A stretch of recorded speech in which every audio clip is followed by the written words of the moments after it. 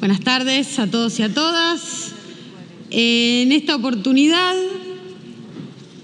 como ya creo que es de público conocimiento, me voy a referir a los artículos 100, 101 y 102 del presupuesto que refieren al pago del impuesto de las ganancias al Poder Judicial.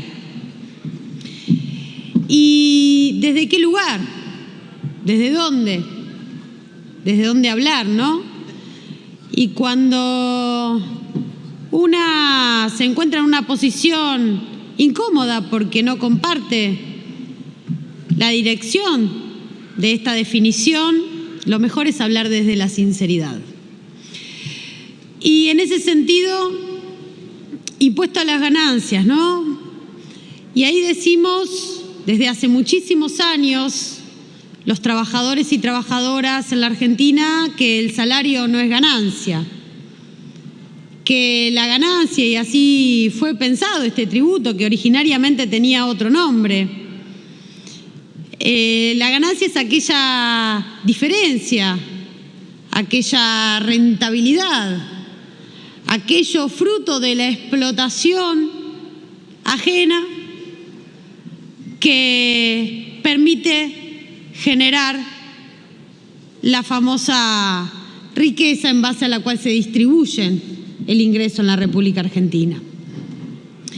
No me voy a remontar a los orígenes de este tributo con Prebisch, allá por 1932, no por casualidad, mismo hombre que años después del golpe del 55, traería al Fondo Monetario Internacional a la República Argentina. No es por casualidad, por eso creo que algunos jueces y juezas tendrían que apuntar bien las sentencias hacia donde las direccionan. Y luego se ha dicho mucho de este impuesto, ¿no? Y se ha dicho que fue Perón el que lo puso a los salarios, al trabajo personal, la famosa cuarta categoría. Y también aquí una diferencia, ¿no? También aquí una claridad que hay que arrojar.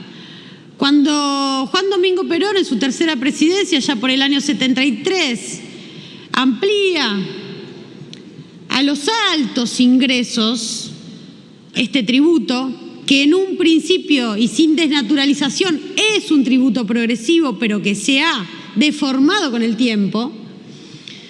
Cuando lo plantea los grandes ingresos, lo plantea porque había un dibujo que hacían los gerentes de las empresas, los dueños de las empresas, y se ponían la rentabilidad como salario propio, salario de sus familiares, y de esta manera evadían un impuesto a la riqueza, como es este impuesto, ¿no? El impuesto a las ganancias. Esto hacía que en aquella época tribute un 2% de los asalariados totales de la República Argentina, que no eran los asalariados que quedaron después del golpe militar del 76. Las sucesivas crisis económicas de nuestro país, precisamente a raíz de la implantación del neoliberalismo y luego la tablita de Machinea, y luego, lamentablemente también hay que decirlo, de aquellos que dijeron que nadie iba a pagar ganancias, pero terminaron haciendo que el doble pague ganancias, este tributo a los altos ingresos o a la riqueza, a las ganancias, se ha desvirtuado en su cuarta categoría. Se ha desvirtuado, se ha desnaturalizado, y hoy estamos meta poner todo el tiempo consecutivamente parches. Yo no voy a defender a los jueces, nunca los he defendido y ya todos nos conocemos muy bien. Defiendo a trabajadores y trabajadoras desde hace muchísimo tiempo.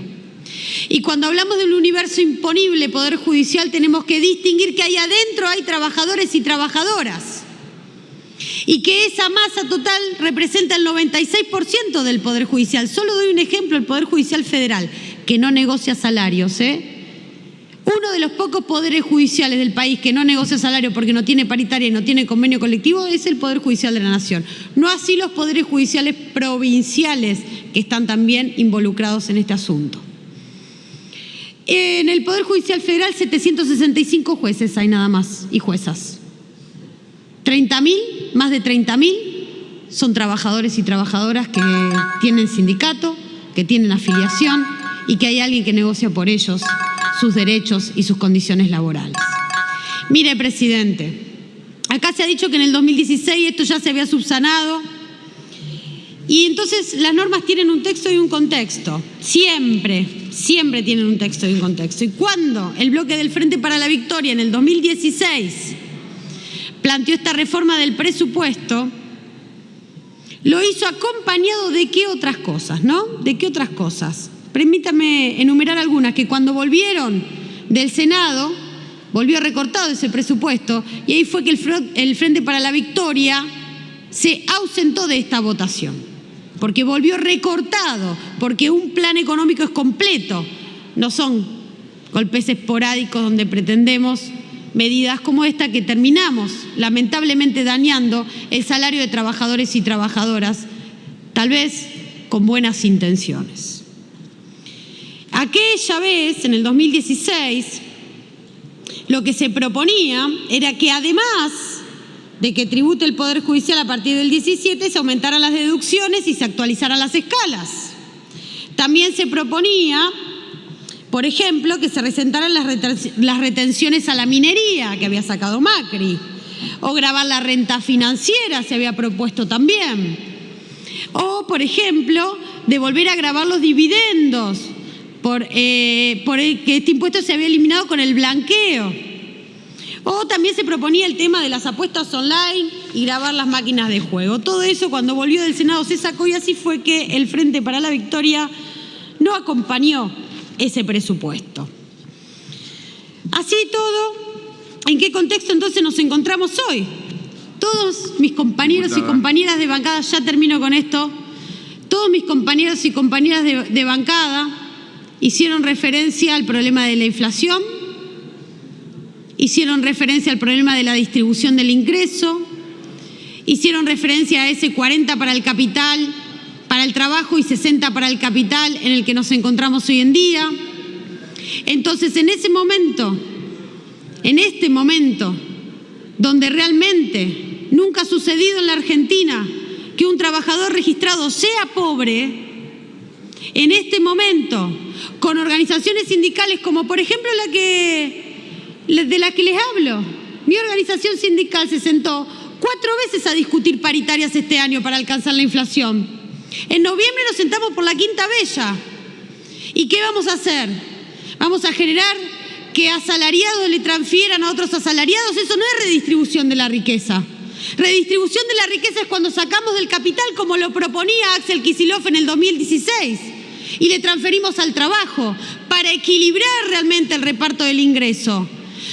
Mire, presidente, no solamente como trabajadora, sino como hija de laburantes, peronista, creyendo que el trabajo es el gran generador de la movilidad social ascendente y que un hijo de un trabajador o una trabajadora puede estudiar en la universidad, puede graduarse, puede prosperar y no tiene por qué ser pobre una persona que trabaja, creo que no hay que considerar nunca más que el salario es ganancia. Nunca más que el salario es ganancia. Y que los jueces se arreglen solitos. Pero nosotros y nosotras no podemos fallarle a los nuestros. No podemos tocar el bolsillo a los trabajadores y trabajadoras. Muchas gracias, presidente. Gracias, diputada.